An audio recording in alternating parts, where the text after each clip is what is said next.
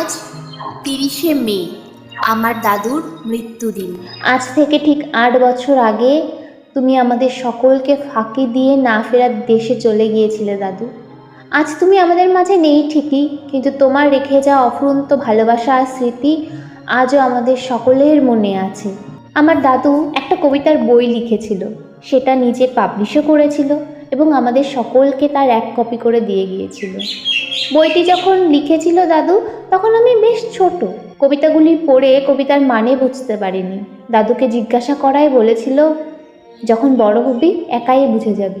আজ আমি বইটির প্রতিটি কবিতার প্রতিটি লাইনের মানে বুঝতে পারি। দাদুর লেখা প্রতিটি কবিতার মধ্যে দাদুর জীবনের একটা করে গল্প আছে। আজ দাদুর এই মৃত্যুদিনে তার লেখা কবিতা পাঠ করে এবং আমার নৃত্যের ছন্দে তাকে স্মরণ করছি। আমার নাচ আর পাঠের প্রতিটি মুদ্রা, প্রতিটি শব্দ হোক দাদুর প্রতি আমার অন্তরের গভীর শ্রদ্ধার্ঘ্য। আমি সেভাবে কবিতা আবৃত্তি করতে পারি না, চেষ্টা করছি মাত্র।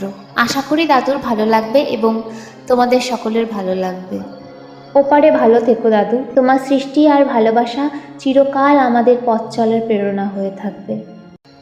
কবিতা মাতৃস্তব, লেখক স্বর্গীয় শ্রী সুনীল কুমার বিশ্বাস। মহাকালের বুকে মহাকালের নৃত্যদ্বন্দ্ব, অনাদিকালের গতি এই হলো ছন্দ।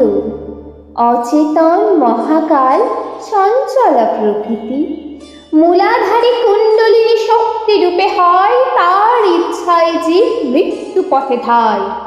তাহারই ইচ্ছায় জীব পায় ঊর্ধ্ব গতি, যদি লক্ষ্য থাকে তার ঈশ্বরের প্রতি।